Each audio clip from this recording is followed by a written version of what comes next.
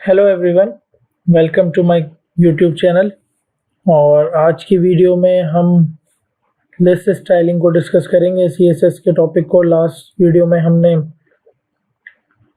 Link styling को discuss किया था। जितने एंकर टैग्स होते हैं हमने एचटीएमएल में जो पढ़े हैं हमने उनको स्टाइल करना सीखा था। और आज की वीडियो में हम सीखेंगे कि किस तरीके से हम अनऑर्डर्ड लिस्ट या ऑर्डर्ड लिस्ट को स्टाइल कर सकते हैं। एचटीएमएल में हमने दो लिस्ट डिस्कस की थी, जिसमें से एक लिस्ट थी आपके पास ऑर्डर, जिसमें सीक्वेंस ज़रूरी अनऑर्डर्ड एक होती है आपके पास अनऑर्डर्ड, जिसमें सीक्वेंस ज़रूरी नहीं होती, जिसमें ऑर्डर ज़रूरी नहीं होता कि कौन सा आइटम पहले आएगा और कौन सा बाद में। और एक लिस्ट हमने पढ़ी थी एचटीएमएल में ऑर्डर्ड लिस्ट, जिसमें हमारे लिए ये ज़रूरी होता है कि हम ये डिफ़ाइन करें कि कौन सा आइटम पहले है और कौन सा आइटम बाद में है। तो ऑर्डर्ड और अनऑर्डर्ड लिस्ट को सीएसएस में स्टाइल किस तरीके से किया जाता है, ये आज की वीडियो का हमारा टॉपिक होगा। तो काफ़ी आसान है, ऑर्डर्ड लिस्ट और अनऑर्डर्ड लिस्ट को हम स्टाइल कर सकते हैं। तो हम सबसे पहले काम करते हैं कि हम एक अनऑर्डर्ड लिस्ट और एक ऑर्डर्ड लिस्ट क्रिएट कर लेते हैं।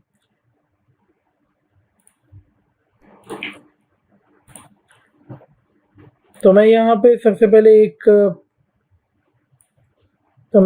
पहले एक हेडिंग क्रिएट कर लेता हूँ और उस हेडिंग में हम लिख देते हैं कि हम आज list styling in CSS discuss करेंगे। स्क्रीन को थोड़ा सा बड़ा कर देते हैं and that's good now.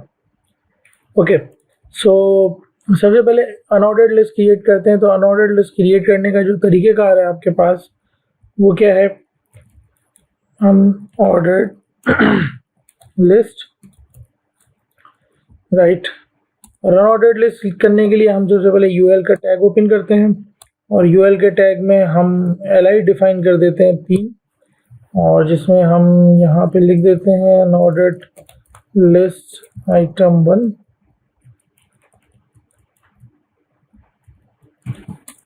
2 and 3 okay. तो ये मेरे पास एक अनऑर्डर्ड लिस्ट मौजूद है, राइट।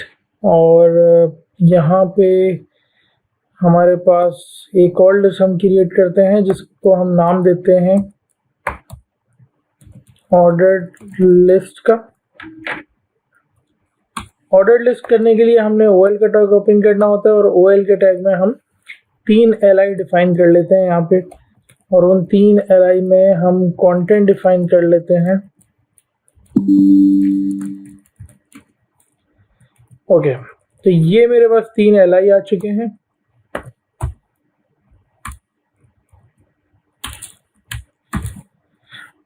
राइट। तो मैं अपने ऑर्डर्ड लिस्ट और अनऑर्डर्ड लिस्ट ये मेरे पास क्रिएट हो गई है, और ये थोड़ी सी मेरे पास अजीब सी शो हो रही है। तो इसको ठीक करने के लिए हम एक पैराग्राफ पे एक कलर अप्लाई कर देते हैं ताकि ये थोड़ा सा हमारे पास बेहतर लग जाए। तो ये मेरे पास पैराग्राफ आ चुका है, इसको एक पैडिंग दे देते हैं, पैडिंग 1 EM एंड 0, काफ़ी ज़्यादा हो गई है ये, तो 0.3 EM। Okay, now it's fine कि ये मेरे पास मार्जिन दे देते हैं पैराग्राफ को, तो ये ताकि थोड़ा सा बेहतर हो जाए।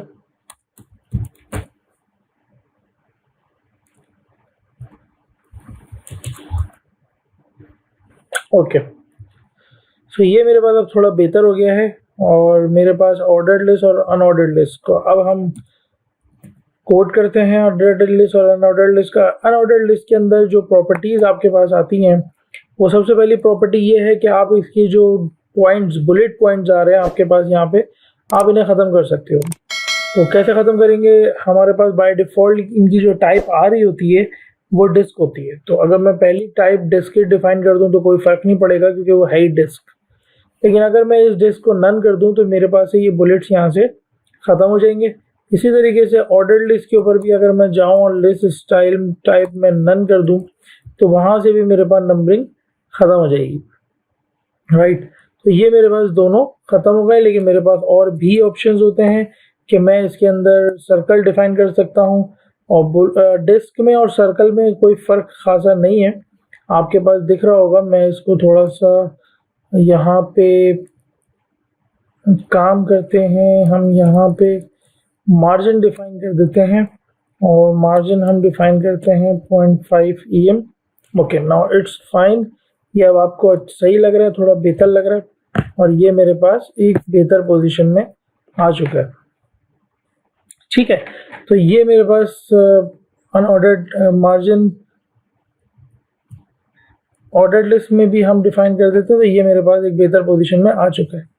तो लिस्ट स्टाइल टाइप सर्कल अगर आपके पास है तो उसमें कोई फ़र्क नहीं है, और डिस्क में और सर्कल में बस सर्कल जो है वो अंदर से कोई भी स्पेस नहीं रखता है, वो अंदर से खाली होता है, जबकि डिस्क अंदर से फिल होता है, राइट।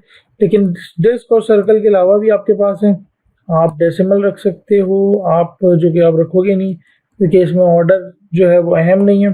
तो हम इसमें जो नॉर्मली जो रख रहे होते हैं वो हम लोग कोई स्क्वायर रख सकते हैं। तो ये स्क्वायर हो चुका है सर्कल से, तो इनको हम रख सकते हैं, राइट। इसी तरीके से मेरे पास एक और लिस्ट स्टाइल जो पोजीशन है वो आपके पास है। दो होती है पोजीशन आपके पास, एक आपके पास इनसाइड होती है और एक आपके पास आउटसाइड होती है। बाय डिफ़ॉल्ट जो आपको मिलती है वो आपको आउटसाइड ही मिलती है, तो अगर मैं आउटसाइड लिखूँगा तो कोई फ़र्क नहीं पड़ेगा, और आपको ये समझ भी नहीं आएगा अनटिल अनलेस मैं इसके ऊपर बॉर्डर डिफाइन ना कर दूँ आपको। तो मैंने अपने यूएल को एक बॉर्डर दे दिया, और अब मैं इनसाइड आउटसाइड अगर लिखूँगा आपको तो आपको यहाँ पे समझ आएगा कि आपके पास जो बाय डिफ़ॉल्ट आ रहा होता है, अगर मैं इसको कमेंट आउट कर दूँ तो बाय डिफ़ॉल्ट जो बुलेट्स होते हैं वो बाहर की तरफ ही होते हैं, लेकिन अगर मैं इनसाइड कर दूँ उन्हें तो मेरी ये जो प्रॉपर्टी होगी आउटसाइड वाली, वो इनसाइड वाली प्रॉपर्टी जो है वो आउटसाइड वाली प्रॉपर्टी को ओवरराइड कर देगी।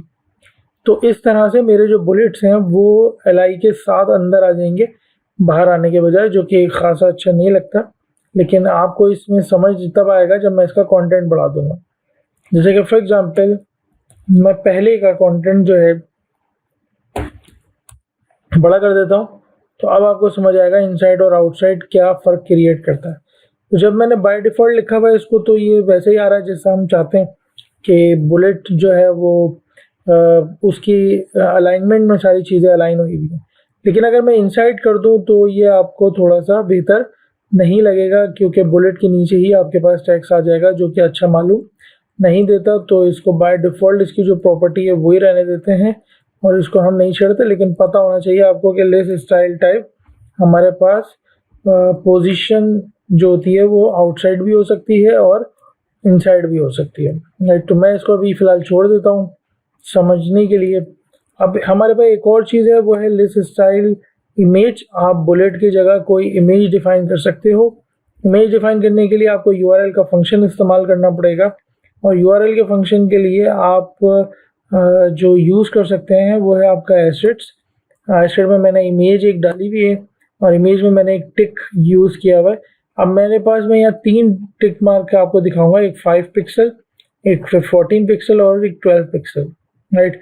तो मेरे पास जो 5 पिक्सल है वो खासी छोटी इमेज रहेगी, जो कि मेरे पास बेहतर नहीं रहेगी, तो मैं 5 पिक्सल को इस्तेमाल नहीं करूँगा। इसी तरीके से मैं 12 पिक्सल को यूज़ करूँगा, तो ये थोड़ी बेहतर है 5 से, और इसमें मुझे टिक मार्क क्लियर दिख भी रहा है।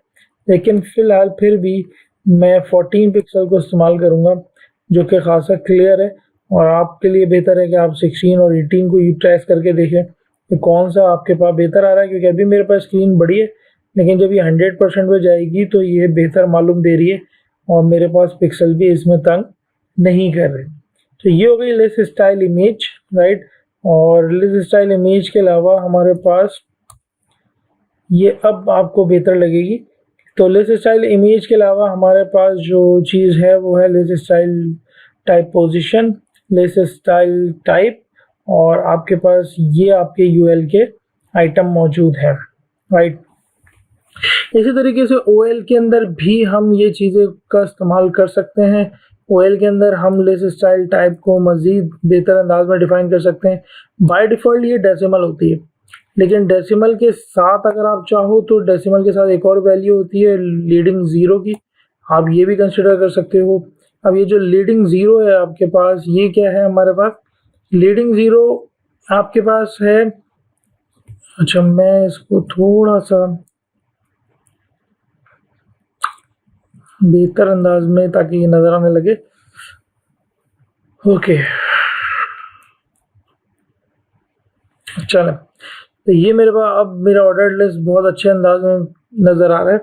तो यहाँ पे इसका डेसिमल लीडिंग ज़ीरो भी कर सकते हो आप, इसको डेसिमल भी छोड़ सकते हो आप, और इसके अलावा और भी प्रॉपर्टीज़ हैं आपके पास। आप चाहो तो इसे लोअर अल्फ़ा कर दो, यानी कि अल्फ़ाबेट छोटे अल्फाज में आ जाएगा, आप छोटे कैप्स में आ जाएगा। आप अल्फ़ा जो है वो अपर भी कर सकते हो, जिसमें आपके पास कैपिटल आ जाएगा, राइट। इसमें के अलावा आप इसमें लोअर रोमन भी कर सकते हो। तो लोअर रोमन में आपके पास जो रोमन नंबर्स होते हैं वो स्मॉल फॉर्म में आ जाएंगे, और आपके पास कैपिटल रोमन यानी कि अपर रोमन में भी आप इसको इस्तेमाल कर सकते हो। इसी तरीके से आप यहाँ पे और भी बहुत सारी टाइप्स हैं आपके पास जो आप यूज़ कर सकते हैं, वो आपकी मर्ज़ी है, आप इसे एक्सप्लोर कर लें और किस तरीके से आप इसे यूज़ करोगे, राइट।